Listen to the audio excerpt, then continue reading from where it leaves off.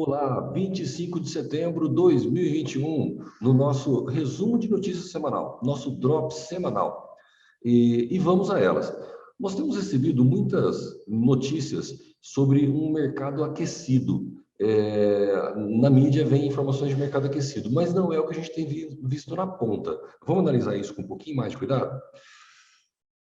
Segundo essa notícia, o aumento das vendas no comércio varejista bate recorde, mostra sinais de retomada da economia. Então, estamos falando em tecido, vestuário, calçado, com alta de 42% em relação ao mesmo período do ano passado, isso em venda. As taxas são positivas em 5 de 8 atividades pesquisadas. Esta é uma informação sobre julho. Estamos falando sobre o mês de julho e não agora agosto, setembro, propriamente dito.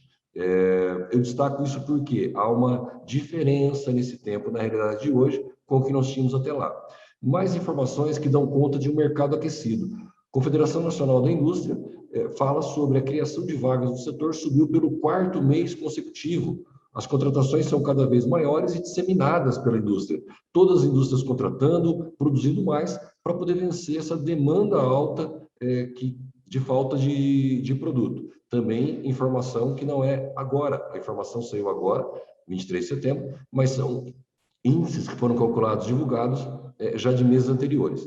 Aqui de casa, notícia aqui de casa, o setor moveleiro, essa semana, Thaís soltou uma matéria muito interessante, onde analisou a questão dos painéis de madeira.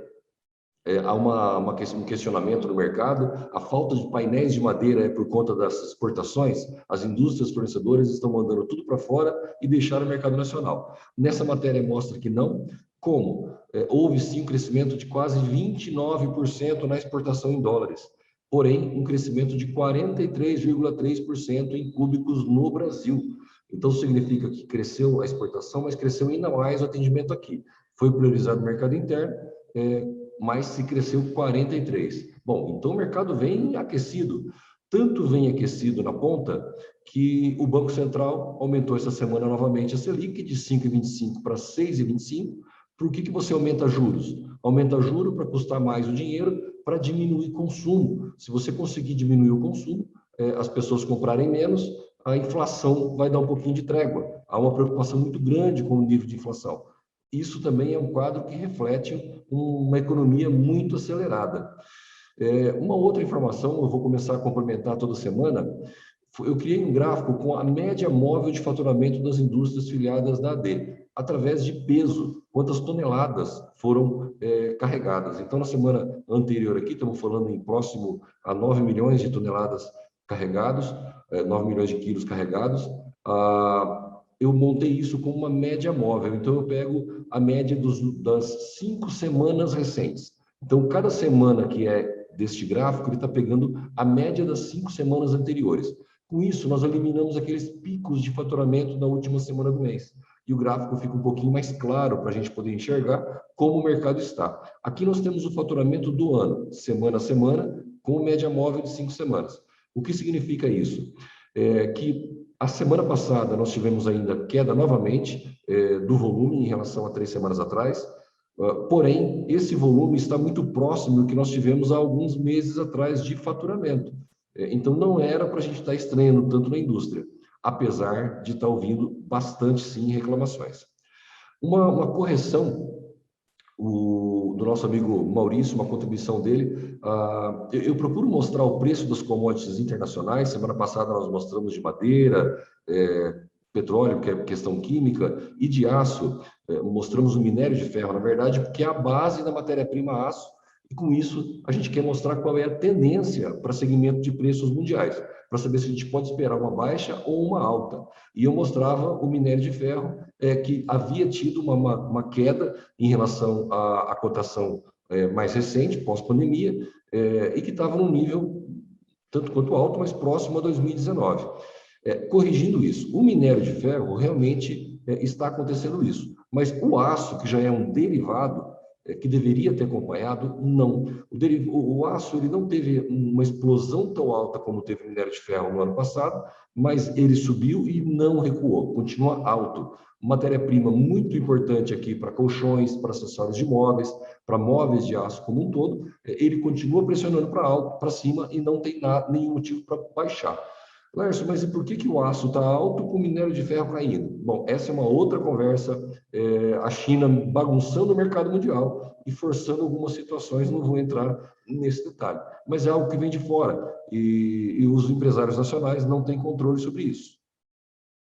Só dando uma pincelada sobre Evergrande. Evergrande é uma empresa chinesa, o mercado todo está um tanto quanto nervoso, a cotação de dólar subindo e baixando por ela, a Bolsa de Valores subindo e baixando por ela. Lércio, o que vai acontecer? Não tenho a mínima ideia, nenhum economista tem. Mas só para a gente dar uma pincelada no que isso representa, ela é uma empresa chinesa fundada em 96, uma construtora. Ela tem 800 obras em andamento na China, mais de 200 cidades, na verdade. A dívida dela é superior a 300 bilhões de dólares.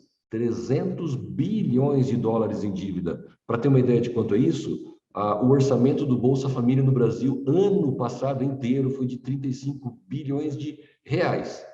No Brasil, Bolsa Família ano, 35 bilhões de reais. Só a dívida dela, 300 bilhões de dólares. É muita coisa. Por isso, esse susto no mundo inteiro. E a preocupação é a semelhança ao que aconteceu com o banco americano Lehman Brothers, em 2008, que deu início a uma crise financeira mundial. Ele não conseguiu pagar a conta e, com isso, um efeito dominó bagunçou o mercado como um todo.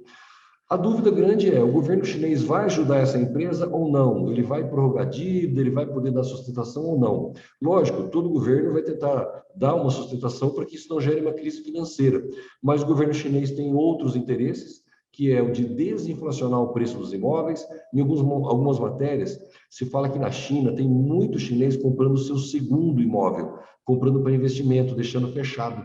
Ele compra, deixa fechado e espera subir preço. Isso está fazendo com que falte imóvel no mercado e haja uma inflação. Então, o governo chinês talvez deixe essa crise acontecer um pouco mais para que as pessoas vendam esses imóveis e parem de inflacionar. Outra situação é desalavancar o setor imobiliário. O que é desalavancar o setor? Assim como em qualquer setor, no móveis não é muito diferente, você tem a alternativa de captar recursos, empréstimo em banco, lançamento de ações, você trazer mais dinheiro de terceiro para o teu negócio e com esse dinheiro aplicar para aumentar o tamanho dele. E com isso você tentar aumentar o valor do resultado financeiro, o lucro da tua empresa. Mas você trabalha com um capital de terceiro, ao invés de trabalhar só com o seu, você aumenta utilizando esse capital de terceiro. Por isso, a alavancagem. Na China, isso está bastante alavancado. Eles estão trabalhando com muito dinheiro de terceiro. Bom, só pelo tamanho da dívida dá para a gente entender o porquê. E isso nos afeta? Lércio, para que esse bendito dessa empresa na China vai acabar atrapalhando alguma coisa aqui para nós no Brasil? Ela afeta sim, ela afeta porque o mercado é muito sensível e assim como aconteceu em 2008, se uma grande empresa passa por dificuldade, todo mundo fica de orelha em pé, o mercado financeiro fica de orelha em pé. Então aquela indústria de imóveis que está alavancada, que também tem valor de capital de terceiro, que depende de bancos, ela pode sofrer porque o mercado freia um pouquinho o crédito, começa a ficar mais receoso, o fornecedor da indústria de matéria-prima, as redes de loja, as financeiras, o mercado mundial como um todo começa a olhar um pouco mais desconfiado, com medo de que o dominó de lá acabe refletindo em algum outro lugar, o medo de que essa alavancagem tenha saído fora do controle a nível mundial. E isso acaba apertando aquilo que já vem apertado por conta da pandemia, o mercado que já vem muito nervoso, faz com que o mercado financeiro fique nervoso e isso afeta as empresas de forma geral. Voltando à questão de faturamento da indústria, venda na ponta, notícias que eu recebo dos amigos representantes, e muito obrigado pela contribuição, agradeço de coração a todos que me mandam mensagem, mandam matérias, essas informações ajudam bastante a gente poder ter repassar para vocês um resumo delas. O que acontece?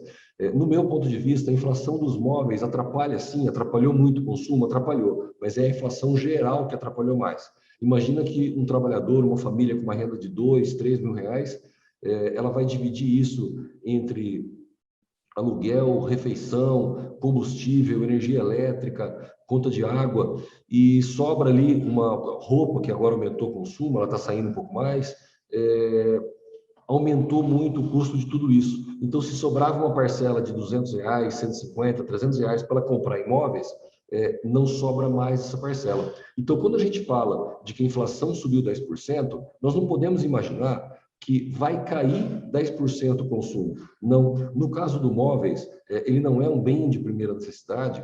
Quando o orçamento familiar fica apertado, quando tudo mais sobra e falta dinheiro para gastar com aquilo que é menos essencial, e o móvel entra nessa categoria, a venda não cai 10%, ela cai 100%. Ela cai toda ela na ponta. E isso está fazendo com que nas lojas, mês passado e esse mês, o movimento esteja muito ruim. Algumas lojas abastecidas de produto, outras não. Teremos um final de ano com falta de móveis, falta de matéria-prima, continuando a inflação. Daqui a alguns dias o repasse da linha madeira vai haver novamente, o preço vai subir novamente. Corremos o risco do consumidor não comprar, e a hora que ele chegar na Black Friday, a hora que ele chegar em dezembro, dentro do 13º, ele ir nas lojas e não achar aquilo que ele queria. Desafio muito grande para todos da cadeia, para lojista, indústria de imóveis, fornecedores, para representantes comerciais, para todos que administram isso tudo. E juntos nós temos que achar os caminhos, achar os atrativos, para tentar tirar esse pedaço que sobrou do bolso do consumidor, que já foi corrido pela inflação. Muito obrigado pelas contribuições de todos, agradeço, até semana que vem.